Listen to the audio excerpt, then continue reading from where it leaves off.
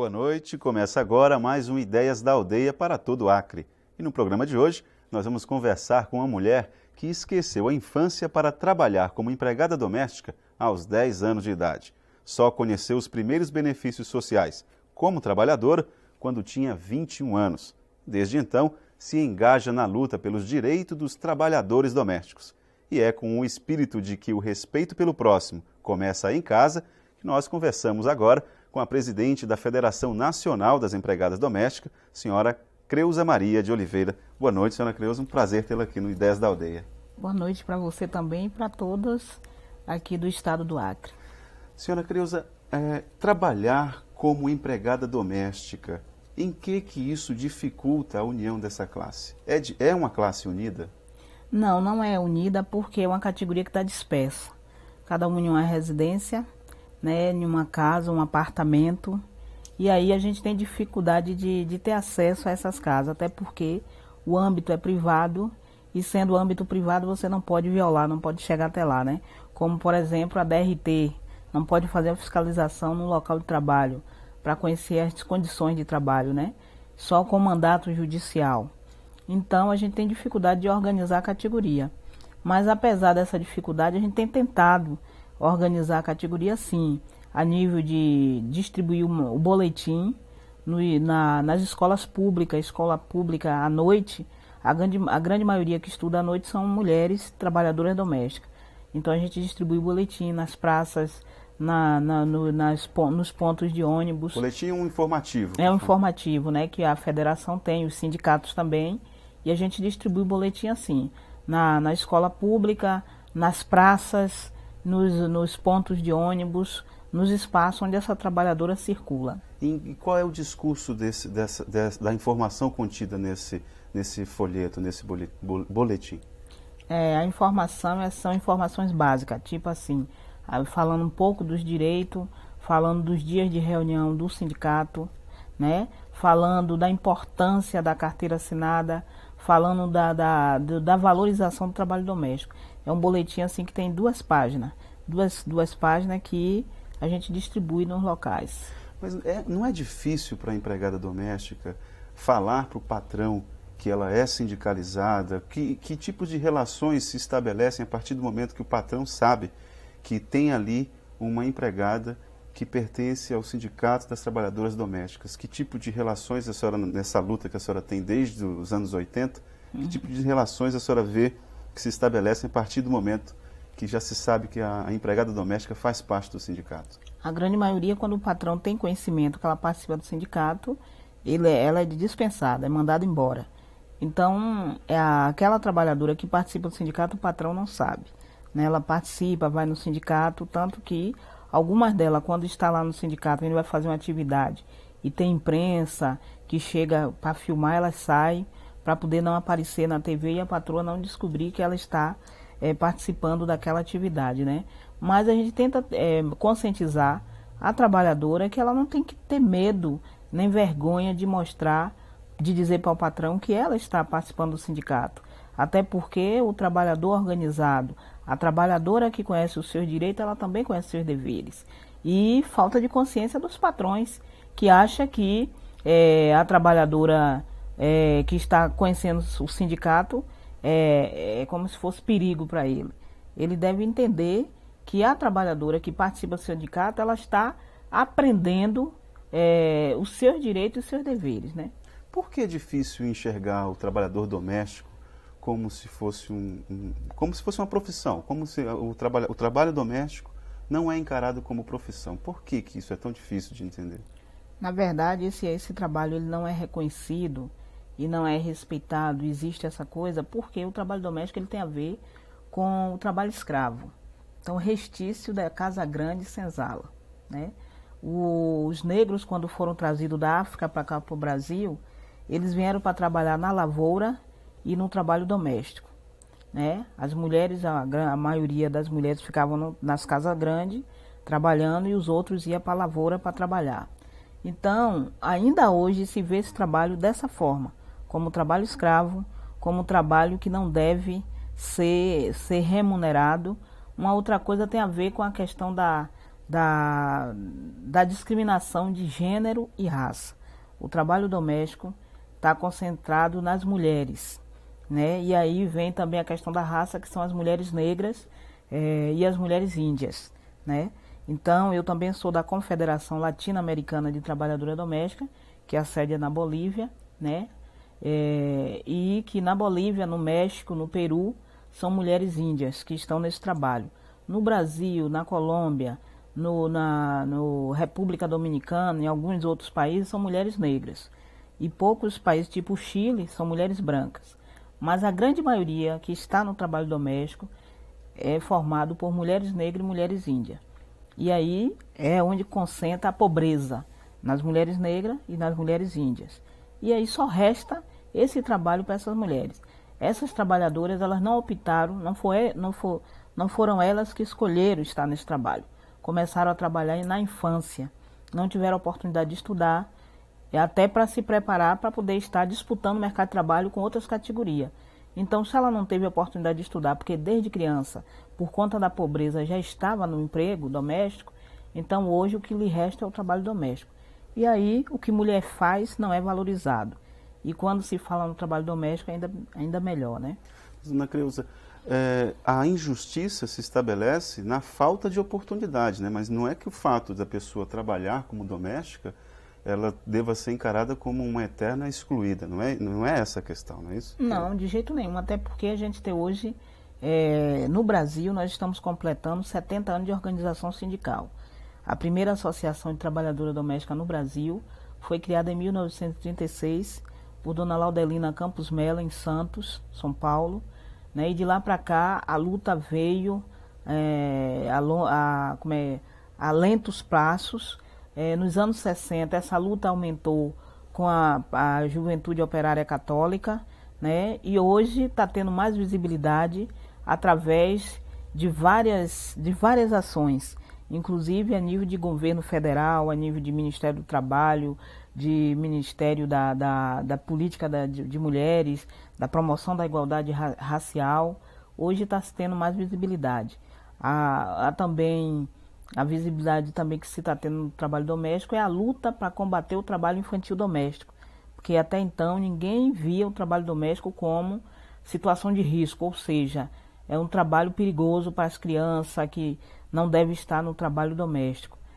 Tanto que há pouco tempo se fez a pesquisa e descobriu que tinha 500 mil de crianças e adolescentes no emprego doméstico. 500 mil? 500 mil, né? De acordo com o IBGE, é isso? E de acordo com o IBGE, pesquisa encomendada pela OIT, que é a Organização Internacional do Trabalho, e descobriu-se que no Brasil havia 500 mil de crianças no emprego doméstico. Que tipo de trabalhos essas crianças fazem? Cuidando de outra criança, fazendo os trabalhos na casa, né? E aí a gente começa então a campanha de combate ao trabalho infantil doméstico. E dentro dessa campanha, como usando slogan como ela não brinca em serviço, respeito o comércio em casa, não explore o trabalho infantil doméstico, né? E hoje diminuiu esse número de crianças. De mais de 500 mil, hoje tem 400 mil meninas no emprego doméstico, principalmente as meninas. Tem menino, mas é mais as meninas. Elas estão em situação de risco porque estão fora da escola, estão fora do seio da sua família, estão sendo violadas nos seus direitos humanos, que é viver a infância, brincar, correr. Então ela está sendo totalmente violada dos seus direitos, né? Dona Creuza, a senhora tocou num aspecto importante, que é a presença do poder público na fiscalização para combater esse tipo de problema. A senhora falou que o DRT não tem condições de fiscalizar em função de se tratar de uma esfera privada. A casa é um ambiente que não pode se invadir para poder fazer a fiscalização. E aí? Como é que o movimento de empregadas domésticas tenta resolver esse problema? O que a gente tenta resolver é assim, a gente procura conscientizar as pessoas que quando tenham conhecimento de alguma situação dessa, de violência ou de exploração do trabalho infantil, que denuncie, que afinal de contas é uma criança que está sendo violada, uma criança indefesa.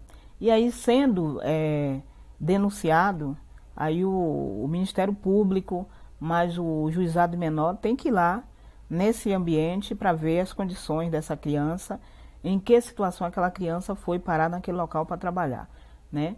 Uma coisa que diz é assim, é como se a menina que está dentro de uma casa, ela tem casa e tem comida, então ela está segura.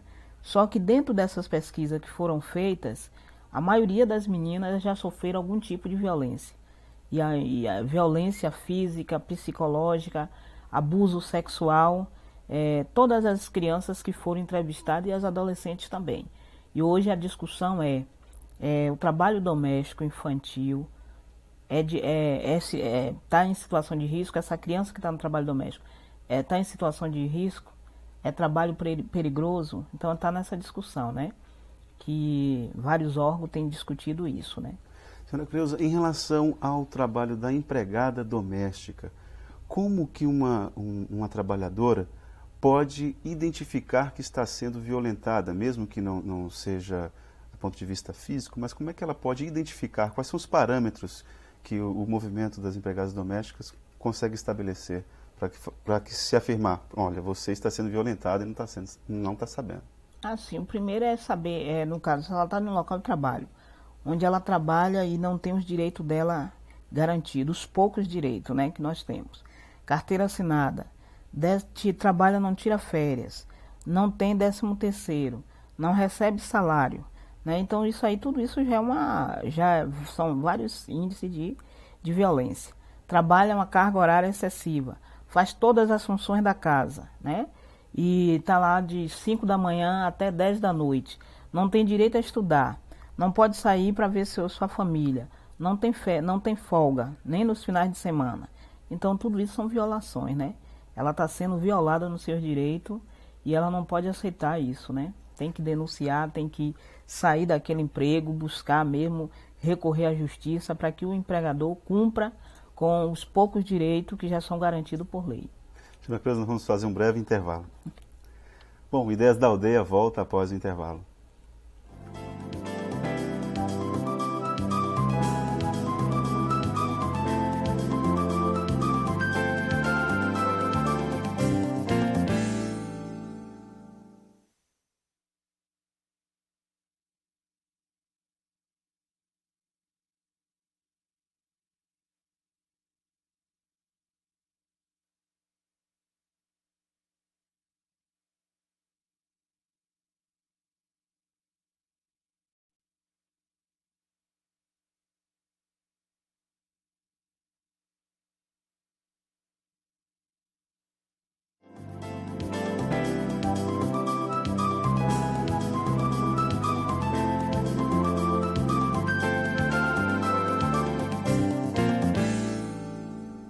Ideias da Aldeia está de volta e hoje conversando com a presidente da Federação Nacional das Empregadas Domésticas, a senhora Creuza Maria de Oliveira. Senhora Creuza, no primeiro bloco nós falamos bastante a respeito das questões legais, né, que envolvem a empregada doméstica. A senhora trabalha ou trabalhou como empregada doméstica a partir dos 10 anos de idade. Queria que a senhora contasse um pouco de como que a senhora entrou nesse universo e como que a senhora se sentiu a partir do momento que se viu violentada e que outras pessoas também estavam na mesma situação e a senhora decidiu mudar a história de muita gente. Como é que foi isso aí? Bem, na verdade, eu comecei a trabalhar com 10 anos de idade por conta da pobreza, né? Meu pai morreu, a gente ficou bem pequeno, eu e meus irmãos. Onde isso? Em Salvador, né? Eu sou da Bahia e nasci em Salvador. E quando meu pai morreu, minha mãe voltou para o interior, foi para o interior da Bahia. E voltando para o interior da Bahia, eu fiquei morando com minha avó no interior. E depois minha mãe arranjou um companheiro para morar, né? E ela tinha 3 filhos, tinha eu e mais 2, né? 2 meninas e um menino. E quando ela foi morar com esse companheiro, né? A gente morou um certo tempo com ele e depois ele aí disse, ele não tinha filho. E aí veio aquele questionamento, né? Sustentar 3 bocas, que não eram filho dele, né? Não eram filhos dele e tal. E aí a do meio era eu, né? O mais velho era um menino e eu era do meio e minha irmã menor. Então foi quando eu fui para uma casa trabalhar. Logo surgiu uma pessoa que tinha uma casa e tal, né? Que queria uma menina para cuidar de outra menina, para brincar com outra menina, e ia ter casa e comida, ia botar para estudar. E, claro, né, eu fui para Santo Amaro da Purificação, interior da Bahia, fui trabalhar na primeira casa e cuidava de uma criança. A história de estudar não aconteceu, porque logo quando eu cheguei lá, foi descartada essa história de estudar. Então eu ficava tomando conta da criança e cuidando da casa, né? Então para mim assim, claro, eu era uma criança, não tinha noção do que era violência, do que era... Eu sabia que não era bom eu estar longe de meus irmãos, né, de primos, que afinal de contas lá no interior eu brincava, corria, brincava de roda, de capitão, aquela coisa toda, né, jogar capitão e tal, e de repente você é tirada do seio de sua família e é levada para o seio da família estranha. E aí tem outras crianças, mas essas crianças também são estranhas, né? E aí até você se adaptar e tudo, né, fica difícil. E a outra coisa é você cuidar de uma criança, tomar conta da criança, carregar a criança. E você acaba sendo cobrado como se fosse uma pessoa adulta. E é isso que quando a gente fala do trabalho infantil, a gente fala disso. Que as pessoas adultas, elas acabam jogando responsabilidade de pessoas adultas na criança. Para que a criança não deixe a outra criança que ela toma conta cair, não pode se ferir. E cobra muito isso de você, que é também uma criança, né? E acabou não indo para a escola nem nada. Saí de lá, fui para outra casa também, continuando no trabalho de doméstica, sempre tomando conta de criança. E na adolescência, com 14 anos, eu voltei para Salvador. Aí voltei para Salvador com 14 anos, aí já não fui tomar conta, nessa casa que eu não fui tomar conta de criança, mas fazia o serviço da casa. E aí a coisa era assim, né? Era o trabalho, trabalhar em troca de roupa e comida, casa e comida. E a roupa usada, né? Não era roupa nova. Era assim, pegar a roupa das outras crianças e adaptar para Creuza, né? Então, com 14 anos eu voltei para Salvador, continuei trabalhando de doméstica, né? E durante esse período, sem estudar. Só aos 16 anos que eu fui para o Mobral, aquele Mobral que naquela época era escola de adultos, né? Jovens e adultos.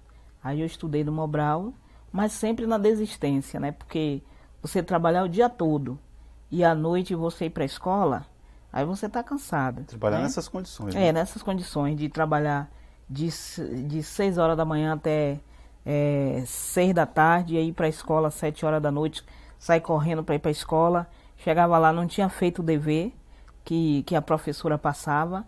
Então acabava sempre tendo a evasão, né? O que acontece com as crianças que estão no mercado de trabalho antes da idade adulta é isso, é evasão escolar, péssimo aprendizado, cansaço físico e não aprende porque está pensando no trabalho, chega na escola, dorme, tudo isso.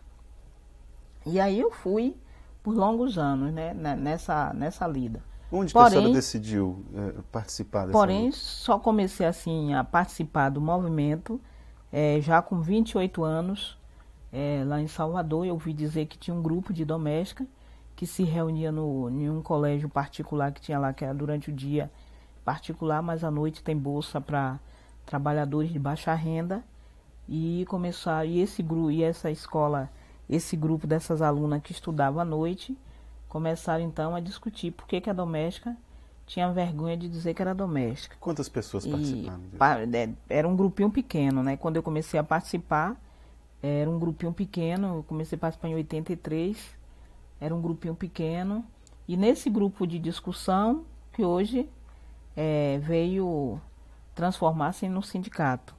Primeiro na associação em 1986, a gente criou a Associação Profissional das Trabalhadoras Domésticas da Bahia, e depois, quando na Constituição de 88, a gente conquistou o direito de se organizar em sindicato, porque até então a gente não tinha direito.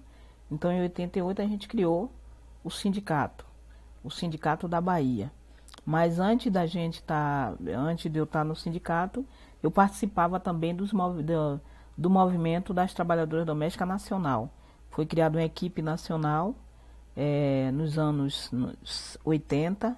Em 85 foi criado um Conselho Nacional de Trabalhadoras Domésticas e hoje a Federação, que foi criada em 97.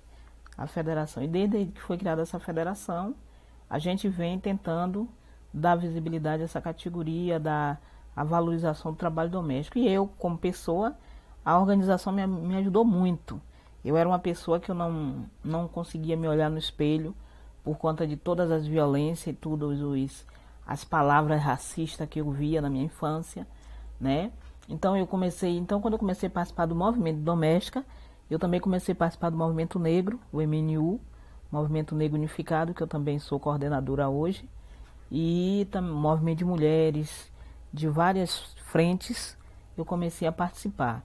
Aí, em 91, eu conheci também o movimento das domésticas a nível da América Latina, a Confederação Latino-Americana de Trabalhadoras Domésticas, que a sede é na Bolívia, e hoje eu sou secretária de Direitos Humanos dessa confederação, e pude ver que a situação das trabalhadoras domésticas, de violência, de desrespeito, não é só no Brasil, mas quando a gente chega lá no México, na Bolívia, na República Dominicana, no Peru, a situação das domésticas é igual ou pior do que aqui o Brasil. Pior não é na questão das leis, pior na questão das leis, mas nas violências, nas violações é igual. Como é que o Brasil se compara, assim? A senhora falou que o Brasil é melhor do ponto de vista legal. Legal, das leis, né? Porque no Brasil a gente hoje já tem o direito de aposentadoria, 13º, férias, o aviso, a licença gestante, né? Aposentadoria. E nesses países, tem países que ainda não têm esse direito de aposentadoria, tem alguns que só têm direito a 15 dias de férias e ainda está se lutando. Há muita migração dessas trabalhadoras domésticas desses países para outros países. Aqui no Brasil não, tem a migração de trabalhadoras domésticas de região para região, ou seja, do Nordeste para o Sul, para o Centro-Oeste, né? Ou então da zona rural para a zona urbana. Senhora Creuza, então já que nós temos uma lei que tem lá as suas falhas, mas nós temos, em comparação com outros países que não as têm, então a responsabilidade pela união das trabalhadoras aumenta mais e a criação de sindicatos pelo Brasil todo também aumenta mais ainda mesmo a responsabilidade, né? A senhora está aqui para isso, esteve aqui para criar um sindicato, né? Como é que foi? Qual é a avaliação que a senhora faz das trabalhadoras domésticas acreanas? Deu para dar ter uma visão geral? Como é que foi? A visão que eu tive é que a situação continua de exploração a nível da região norte e nordeste, aqui é o norte, né, e que essa categoria precisa estar se organizando também aqui nessa região e que há dificuldades, né, há dificuldades de organização. A federação a nível do nacional vem tentando juntar esses sindicatos. Hoje nós temos quase 40 sindicatos filiados à federação, que a federação agrega os sindicatos, né, da categoria. E a gente tem dificuldade até de acompanhar nos estados se tem sindicato, como está sobrevivendo. Então a gente só consegue isso através de parcerias. Então houve esse encontro onde estava se discutindo com a CUT, a Central Única dos Trabalhadores, com a Escola Sindical Chico Mendes e outras organizações de mulheres e tal. Isso é importante, essa parceria, porque por mais que a gente tenha vontade de se organizar, mas sozinha não conseguimos. Até por isso que eu já te disse, o medo de perder o emprego, o comodismo, né, a falta de consciência, porque se a trabalhadora doméstica, a categoria da trabalhadora doméstica, tivesse consciência da sua força, do seu poder, né, e que ela percebesse isso, que no dia que ela tiver a consciência da importância do seu trabalho para o país, ela disser, hoje nós não vamos trabalhar, e resolver fazer uma greve, eu tenho certeza que os patrões e patroas vão ter que deixar seu trabalho para ir fazer o trabalho da casa. Cuidar de seus filhos, fazer a comida, lavar roupa, passar roupa, fazer todo esse trabalho. Porque o trabalho doméstico, ele tem um valor social importante para a sociedade, né? E aí diz assim, mas o trabalho doméstico não gera lucro para o patrão. O trabalho doméstico ele gera muito mais do que isso, né? Não é o lucro que a empresa de ônibus ou a empresa da indústria gera para o patrão, mas ele gera as condições do patrão ir sair para ir buscar seu lucro, né? Como gera saúde, educação, bem-estar, né? Limpeza, e repõe a força de trabalho do outro ou da outra trabalhadora que sai para trabalhar e deixa a sua casa na responsabilidade de uma outra pessoa, de uma trabalhadora. E nós fazemos parte da classe operária brasileira e precisamos ser vista dessa forma, que infelizmente não é visto, né? E o poder público, dona Creuza, porque aqui no Acre, desde a década dos 70 que se vem brigando para a instalação desse sindicato das empregadas domésticas.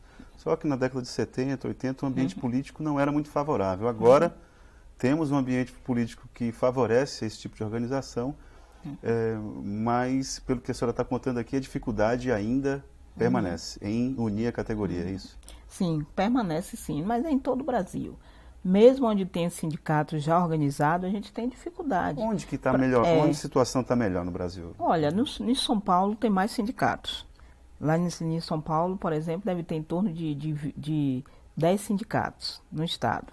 No Rio tem uns 4 sindicatos, né? Tem Maranhão tem sindicato, Bahia tem, no Sul também tem sindicato, né? No Sul, lá por Santa Catarina, Rio Grande do Sul, né? Tem sindicato. Aqui no Norte tem sindicato, em Belém do Pará tem sindicato, né? E aqui a nível do Acre é que a gente não tinha conhecimento, sabia de tentativa, mas não sem êxito.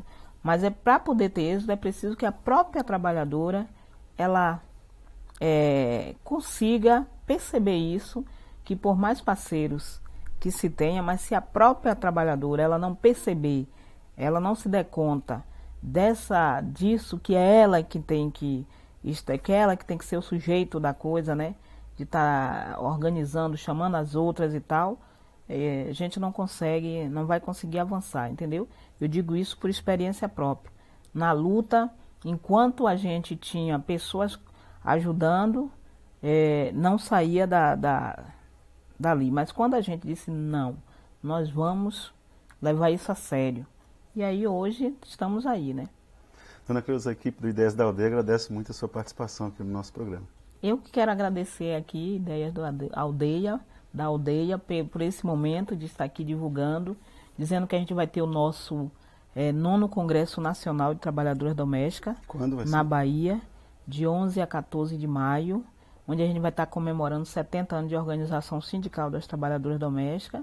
Vamos ter também o nosso Congresso Latino-Americano de Trabalhadoras Domésticas, do dia 28 de abril a 4 de maio, no Peru, certo? E dizer também que a nossa luta não é só sofrimento. A gente já teve vitórias de palestras e representar o Brasil em várias partes do mundo, né? Nós agora temos uma ministra a nível da Bolívia, né? O Evo Morales foi eleito presidente da Bolívia e elegeu a nossa secretária de direitos, secretária-geral da nossa Confederação Latino-Americana, uma mulher índia, trabalhadora doméstica, para a ministra de Justiça e Direitos Humanos da Bolívia. Aqui no Brasil, né, nós temos aqui, daqui do Acre, a Marina, Silva, né, que ministra, já foi empregada doméstica. Exatamente, a ministra também Matilde Ribeiro, né, que hoje é ministra da Promoção da Igualdade Racial. Então nós temos avanço. Temos hoje uma federação, uma confederação, sindicatos já em algumas partes, já em quase todos os estados. Nós temos onde denunciar, a gente está discutindo com os parceiros, CUT, Movimento de Mulheres, Movimentos Negros, Movimento de Defesa da Criança e do Adolescente. Então nós não estamos mais como há 30 anos atrás. Temos avanço sim, e isso a gente quer continuar avançando, né? Mais uma vez, obrigado, senhora Creuza. Bom, depois dessa avaliação a respeito do trabalho das empregadas domésticas, obrigado pela sua participação e pela sua audiência. E até o próximo encontro.